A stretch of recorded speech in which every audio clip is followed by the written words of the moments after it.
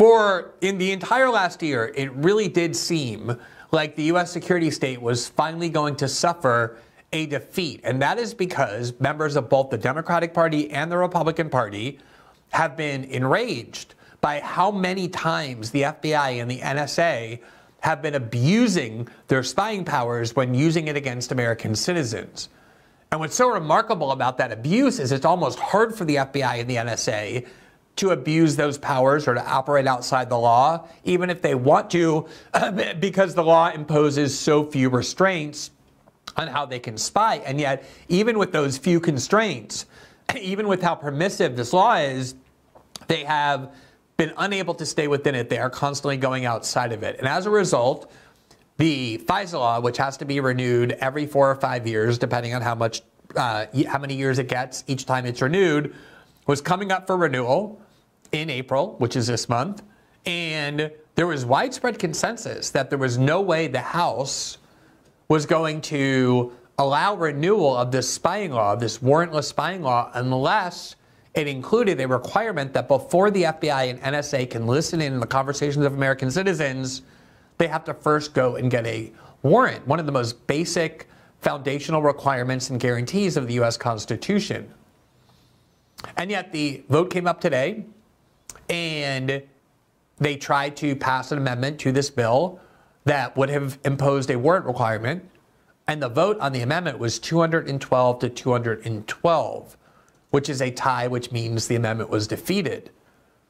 And the only reason it was a tie is because Mike Johnson, as Republican House Speaker, did something he rarely does, which is actually cast his own vote on the bill. Had he not done that, it would have passed 212 to 211. But because he cast a vote, a no vote, it ended up being defeated. There was also intense lobbying from the Biden White House, from the U.S. security state, from Republican security hawks in the Congress who don't care at all about the civil liberties or the privacy rights of American citizens. Now, the history that led up to this law and how we ended up as a country that permits warrantless eavesdropping on American citizens, even though we have a constitution that in the Fourth Amendment prohibits any search and seizure or surveillance without a warrant, is absolutely vital. But before we get to that, we want to just show you the shameful and quite shocking events that happened today in the House. So I think the best summary of what happened came from Congressman Thomas Massie, the Republican of Kentucky, who was on our show just a couple months ago, one of the leaders in the House for many years in defending the privacy rights of American citizens. And this is what he wrote, quote, "This is how the Constitution dies. By a tie vote, the amendment to require a warrant to spy on Americans goes down in flames. This is a sad day for America. The Speaker doesn't always vote in the House, but he was the tiebreaker vote today. He voted against warrants." And here's the image that Massie posted, presumably because he took his own photo of it in the House right as time expired. You see the yay votes to require warrants for spying, 212. The nay votes, also 212. And so they got exactly the amount of votes they needed. And I have no doubt that a lot of people who voted yes did so because they knew it was going to fail. That happens all the time in Congress. They'll allow members of Congress to take a politically popular stand as long as they know that they don't need their vote. So they had the exact number of votes that they needed to ensure that this warrant requirement failed and that the NSA and the FBI can continue to spy on American citizens, surveil American citizens without having to go to any court beforehand and convince them that the spying is justified. Jake Sherman, who is a longtime Washington reporter, said this from me and Brez Reports, his colleague. Jake Sullivan, who is the Biden National Security Advisor, and Merrick Garland, the Biden Attorney General, are calling members on the Hill on the warrant amendment. The White House is working hard to defeat it. And that's not surprising. The Biden White House has been adamant from the start that they want a renewal of the spying law with no reforms of any kind. It's not surprising that the Biden White House, the executive branch, the U.S. security state, want a new spying bill with no warrants. What's surprising, I guess, is that the new Speaker of the House who has spent years claiming to be opposed to this kind of spying, suddenly turned around and ensured and did everything possible that the warrant requirement would fail. He actually gave an answer to a question from reporters about why it is that he so radically changed his view. I don't think we have that video. Maybe we can get it. It was something I actually posted on social media, but it's a remarkable answer that he gave about, they asked him, they said, Mike Johnson, you're somebody who has spent many years insisting that you oppose warrantless eavesdropping, and then you become a speaker and you suddenly decide that it's vital that this bill pass without a warrant requirement. Why have you so completely changed your mind on this? And it's not the only thing he's completely changed his mind on. When we had him on our show, we talked about his opposition to further funding for the war in Ukraine. He's been holding up that funding, and now suddenly he has announced that he's doing everything possible to find a way to get $60 billion more through the House. One of the most knowledgeable and devoted experts and privacy activists who works for the Brennan Center on Security and Privacy is Elizabeth Goitin. And she posted a thread on Twitter today that gave a lot of insight into exactly what happened. And here's what she said, quote, "I'm sad and frankly baffled to report that the House voted today to reward the government's widespread abuses of Section 702 by massively expanding the government's powers to conduct warrantless surveillance. The amendment to require the government to obtain a warrant to search 702 data for Americans' communication failed by an achingly close vote of 212 to 212 following some truly shameless misrepresentations about the amendment from Republican Congressman Mike Turner of Ohio, the White House, and others." She went on, quote, "That's bad enough, but the House also voted for the amendment many of us have been calling Patriot Act 2.0. This will force ordinary American businesses that provide Wi-Fi to their customers to give the NSA access to their Wi-Fi equipment to conduct 702 surveillance, meaning surveillance without warrants of any kind." So that gives you a sense for just how extreme what happened today is. Now, I think that there are a lot of Americans who respond to this news, and I hope there are a lot of Americans who respond to this news by saying, wait a minute, why does Congress need to impose a warrant requirement on the NSA and FBI to spy on American citizens, to listen to our conversations, to tap into our internet activity, but only if they first go to a court and get a warrant? Isn't that foundational to the American system, that the Fourth Amendment says that the government cannot spy on you or seize your papers or documents without first going to a court and getting a warrant proving that probable cause exists to believe that you've done something wrong that justifies their spying on you? And if you read the Fourth Amendment, that's exactly what it says. So the question becomes, how is it then that we have warrantless spying in the United States if the Congress, led by Mike Johnson, and the Biden White House, united yet again, was able to extend for another 2 years? And I think it's important to understand the history.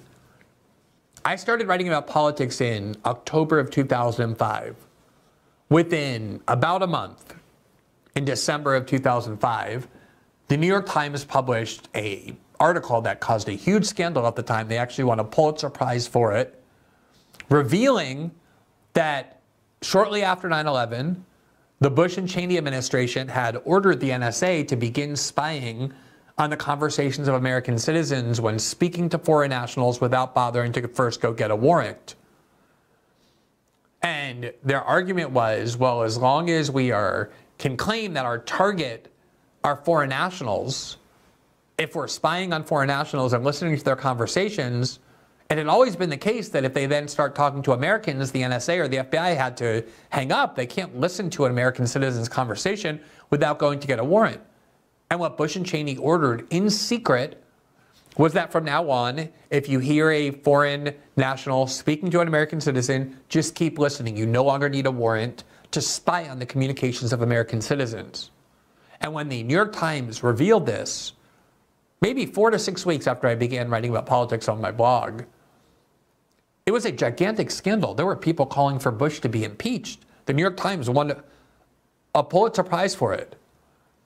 And I spent the next year writing about almost nothing else because this was a shocking development to learn that our government had decided after 220 years that it had the right to spy on us without getting warrants. And at the time, once the Congress actually got around to holding hearings about it, the Speaker of the House was Nancy Pelosi. The Democrats had won a majority in 2006. The New York Times published this article in 2005, late 2005. And under Nancy Pelosi, what Congress decided to do in the face of these revelations that George Bush and Dick Cheney were illegally spying on Americans without the warrants, not just required by the Constitution, but also required by the FISA law of 1978, was not to punish the executive branch for spying illegally and unconstitutionally on Americans, even though they were. The solution was to pass a law that retroactively legalized that warrantless spying program called the FISA Amendments Act of 2008. That is the bill that just got renewed again. It got renewed in 2012 by an overwhelming vote, and then again in 2018. It got renewed for another 6 years, and the bill came up today.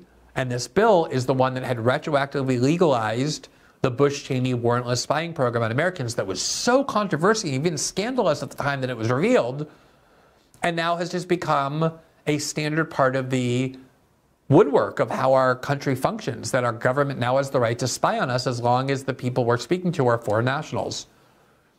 And the abuse of this law has been abundant, and the evidence of it has been very clear. Now, we do have the video.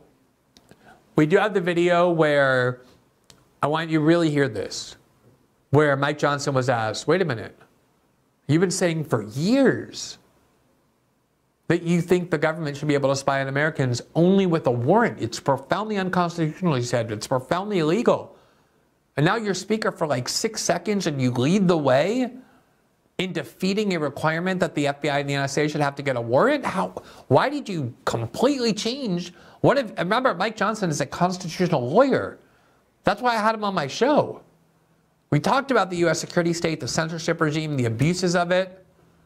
He understood it very well. He's a constitutional lawyer. Mike Johnson is quite smart. I walked away from that interview impressed by his intellect and his commitment to these principles. Maybe it was naive on my part. I had no idea he was going to become a speaker in 2 months and then suddenly change everything he had claimed he believed in, but that's what he did. So he was asked today or yesterday by reporters, why do you suddenly support warrantless spying on Americans? And this is what he said. When I was a member of the judiciary, I saw all the abuses of the FBI, the terrible abuses over and over and over, the hundreds of thousands of abuses. And then when I became speaker, I went to the SCIF and got the confidential briefing from sort of the other perspective on that to understand the necessity of Section 702 of FISA and how important it is for national security. And it gave me a different perspective. So I encourage all the members to go to the classified briefing and hear all that and see it so they can evaluate the situation for themselves. And I think some opinions have changed both ways, but that's part of the process. You got to be fully informed. Have you been Isn't it amazing how little effort it took to turn him out like that? To take somebody who was a constitutional lawyer who ran on a platform of civil liberties, who was denouncing vehemently warrantless spying, and they call him down, they say, Speaker, you get to go to the really high levels of secrecy. The guys with all the medals on their chest are going to come in, and you're going to get to see some really sensitive documents. Come down to where the powerful people are. And he went there, and he had a single briefing. And in however long that meeting lasted, they convinced him to completely do a 180. That's how Washington works. Now, I know a lot of people think, no, actually what happens is the U.S. security state blackmails people. And we know for sure that the FBI blackmailed politicians throughout the entire 20th century. J. Edgar Hoover ran the FBI for almost 60 years. And it's well known he had dossiers on every politician in the United States. That's how he stayed at the FBI for 60 years. Everybody was petrified of J. Edgar Hoover. But I'm not going to say that that's what's happening here because I have no proof of that. I have no evidence of that. But I do want to say that don't underestimate how effective it is when they use all of they induce people and seduce them into feeling important by allowing them into the bowels of the NSA and the FBI and showing them in these secret rooms. It makes them feel so important, and then they are so respectful of these people and the institutions. And then they can just convince them of anything. Speaker, if you require warrants before we can listen to Americans' conversations, we're going to be thwarted from stopping terrorist attacks, and the blood will be on your hands. And if you think that's an exaggeration, the New York Times learned of this warrantless spying program. I said that they published the story in December of 2005. But the journalist who published the story actually learned of this program in 2004, and they wanted to report on it. But George Bush called the publisher, Arthur Sulzberger, and the editor at the time down to the Oval Office, and that's what he told him. He said, if you publicize the fact that we're spying on Americans without warrants, you will have blood on your hands. And so they barred these journalists from revealing that. George Bush ran for re-election in 2004 and won. The New York Times knew that he was spying on Americans without warrants, and yet they held it a secret because of exactly this kind of process. The only reason the New York Times ended up allowing those two reporters, Jim Risen and Eric Lichtblau, to publish that story was because Jim Risen was so angry about being blocked that he wrote a book where he was going to do the story in his own book, and the New York Times didn't want to be scooped by their own reporter in a book, and so they finally allowed them to report the story. They got a Pulitzer for it. They patted themselves on the back for their courage.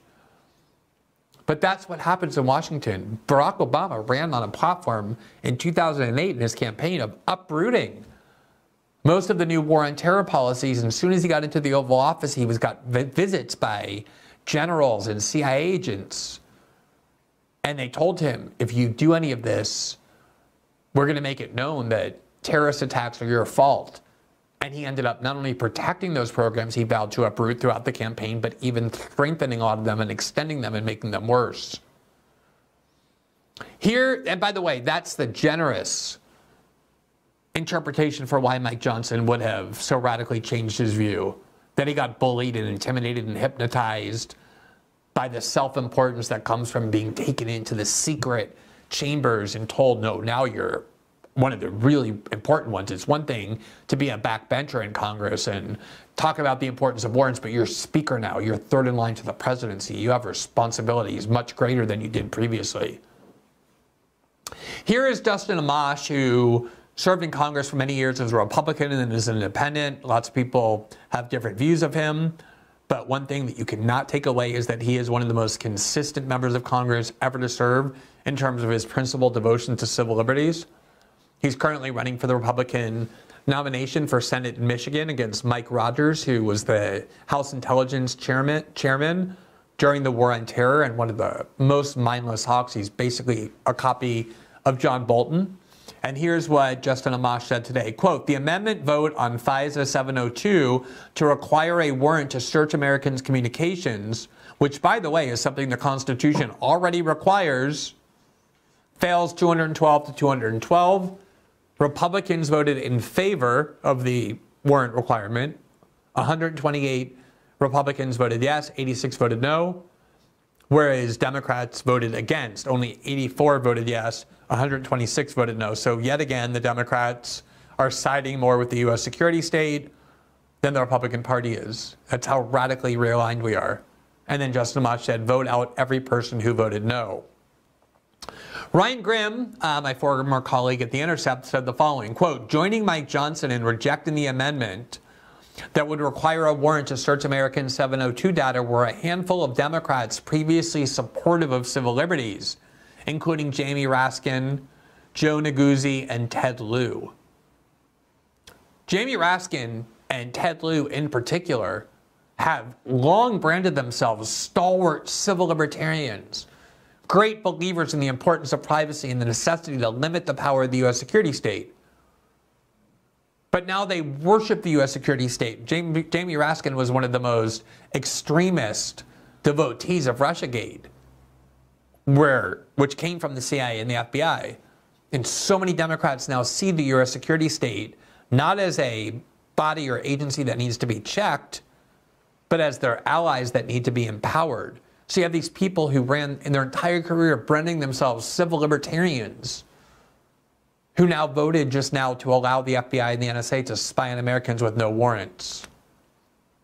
Here's the roll call vote. We're going to show you just a few of the samples of people in terms of how they voted. There you see the Republicans. There were 128 votes in favor of warrants before they could spy on Americans, and 126 Democrats voted no. It's almost a complete symmetry. The Republicans, by about 40 votes, were in favor of a warrant requirement. The Democrats, by about 40 votes, helped block it at the behest of the Biden White House. There's that tie that you see, 212 to 212. 13 members decided not to vote, and as a result, the amendment died. Here are a few of the yes votes, people who voted in favor of the warrant requirement. You see people like Matt Gaetz. And of course, Donald Trump came out just 2 days ago and said, kill this FISA law. So you have Matt Gaetz voting in favor of the warrant requirement, Paul Gosar. You have Marjorie Taylor Greene, Jerry Nadler, who does a lot of terrible things, but in this case voted in favor of Americans' privacy rights, as did Alexandria Ocasio-Cortez and Ilhan Omar. So you see this incredibly bipartisan, trans-ideological coalition. That's why people thought, I didn't think, because I've never seen the U.S. security state lose a vote in Washington, an important vote that they really wanted to win.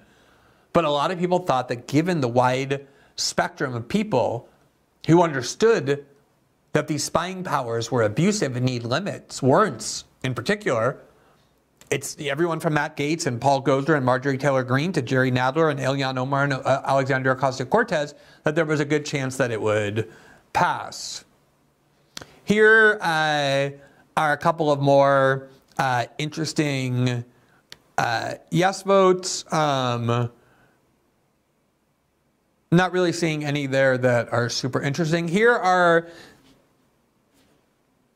you have Richie Torres and Rashida Tlaib, who voted yes. So, and you have Nancy Mace as well, the Republican from South Carolina. So those are a couple interesting ones. And then here for the no votes, the people who tried to block the warrant requirements, you have Nancy Pelosi. Unsurprisingly, when we did the Snowden reporting, and Justin Amash partnered with John Conyers, the longtime liberal Democrat from Michigan, to introduce NSA reform, and it really looked like it was going to pass in wake of the Snowden reporting. The Obama White House did exactly what the Biden White House did. They intervened, did everything to block it. Nancy Pelosi led the way in blocking any reform. And if you go to Google and type in Nancy Pelosi save the NSA, you will find a 2013 article from Foreign Policy magazine with that headline, Nancy Pelosi saves the NSA, because she was the one who led the way in ensuring there were no reforms. She was basically in the role that Mike Johnson was in today. You see how bipartisan this constantly is. Now, by the way, Dan Goldman, the billionaire heir from the Levi Strauss fortune, who was on the Mueller team and was elected because of Manhattan liberals, also voted no. He voted in favor of the U.S. security state and against the idea of warrants. I think we have a couple of more here that are worth pointing out in terms of no votes. You have Hakeem Jeffries, who's the Democratic House leader, the minority leader, who voted no. There you see Mike Johnson. So the two leaders of each party both voted no. And you have Jamie Raskin, who also voted no.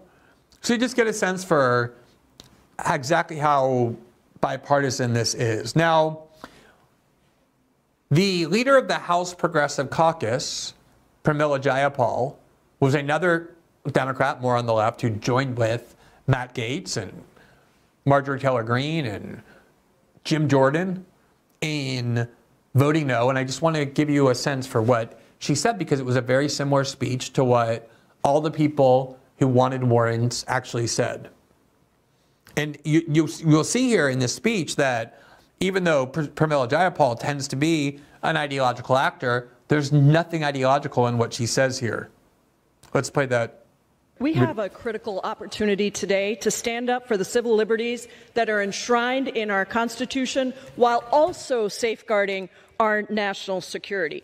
Every single day, the FBI conducts an average of 500 warrantless searches of Americans' private communications, resulting in over 278,000 searches in 1 year alone. The FBI has invaded the privacy of members of Congress, a state court judge who reported civil rights violations by a local police chief, Black Lives Matter protesters, and more. We cannot pass this bill without additional protections like my amendment with Representative Biggs and Nadler and Jordan and Lofgren and Davidson to close the backdoor search loophole. Some members have implied that the Privacy and Civil Liberties Oversight Board does not support the amendment. To counter that, let me share some quotes from Sharon Bradford Franklin in her personal capacity as chair of the Privacy and Civil Liberties Oversight Board, the independent government agency tasked with ensuring the executive branch conducts national security work in a way that protects our civil liberties and our privacy. Here are her quotes. It is critical that in reauthorizing Section 702, Congress include a warrant requirement for U.S. person queries. Another quote, requiring a warrant for U.S. person queries would neither end U.S. person queries nor undermine the overall value of Section 702. Another quote, outside of the category of, quote, victim queries, the FBI has not been able to identify any cases in which a Section 702 U.S. person query provided unique value in advancing a criminal investigation. In addition, the government has been unable to identify a single criminal prosecution that relied on evidence identified through a U.S. person query. Another quote, the warrant requirement contained in the warrant amendment includes important exceptions that would address the government's concerns about slowing down the process for U.S. person queries. So there you have it. That is a speech that was almost identical to the ones given by conservatives, by moderate Republicans. It was a non-ideological vote. It was just a vote based on everyone's understanding of the Constitution from childhood. That the U.S. government can't spy on American citizens or listen to our calls or read what we're doing online without getting a warrant from a court. It is so foundational. And yet, what you have, as we so often have, is a unity of the establishment wings of both parties uniting in opposition. Think about, since Mike Johnson became Speaker, how often he finds himself in lockstep with the Biden White House. We always hear from the media, it's the most pervasive myth. Oh, the two parties can't get along on anything. Bipartisanship is dead, to try and give you the illusion that our democracy is so vibrant, that everything is just so at each other's throat. And if you look at what you could arguably say are the three most consequential issues since Mike Johnson became Speaker, the war in Ukraine, the war in Israel, and now this vote on whether the U.S. security state needs warrants to spy on us, Mike Johnson has been in complete lockstep with the Biden White House. In fact, doing the bidding of the Biden White House. And he's the Republican Speaker of the House.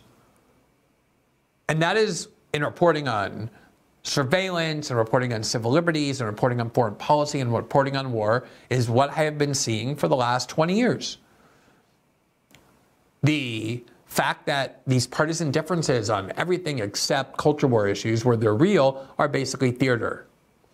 Now, let me just go back to this roll call vote, because there are a lot of people in the chat who were asking why certain names here are in italics and why certain names aren't. The names in italics are Democrats. So you see Hakeem Jeffries and Jamie Raskin in italics, but you have Mike Johnson. That is not. That's true for this entire list. The Democrats are in italics. The Republicans are not. Now, after these amendments were decided and the amendment to require a warrant got defeated, then the question became, should the FISA bill be enacted? And it was still theoretically possible to vote against renewal of the bill, even though, because there was no warrant requirement. But obviously, if the warrant requirement failed, the bill was going to pass, and it did pass. It passed by a vote of 273 voting yes, but there were 147 votes in the House saying, I would rather have this law expire completely than have it passed and give the U.S. security state yet another 2 years in order to spy on American citizens without warrants. It is, here's the breakdown. You see 88 Republicans who voted no on final passage and 59 Democrats. So yet again, Republicans are more in their caucus in defense of civil liberties than Democrats. Democrats, yet again, are more in servitude to the U.S. security state. It's such an important instance and illustration of how the parties have realigned on so many critical questions, and yet there was a bipartisan consensus building that would have built in favor of a warrant requirement had Joe Biden and Mike Johnson not united to stop it. And if there's anything more illustrative of how Washington works than the leader of the Democratic Party, leader of the executive branch, joining hands with the Republican Speaker of the House and the Democratic leader in the House to block a bill that would have given American citizens basic constitutional protections, I can't think of what it would be. Thanks for watching this clip from System Update, our live show that airs every Monday through Friday at 7 p.m. Eastern exclusively on Rumble. You can catch the full nightly shows live or view the backlog of episodes for free on our Rumble page. You can also find full episodes the morning after they air across all major podcasting platforms, including Spotify and Apple. All the information you need is linked below. We hope to see you there.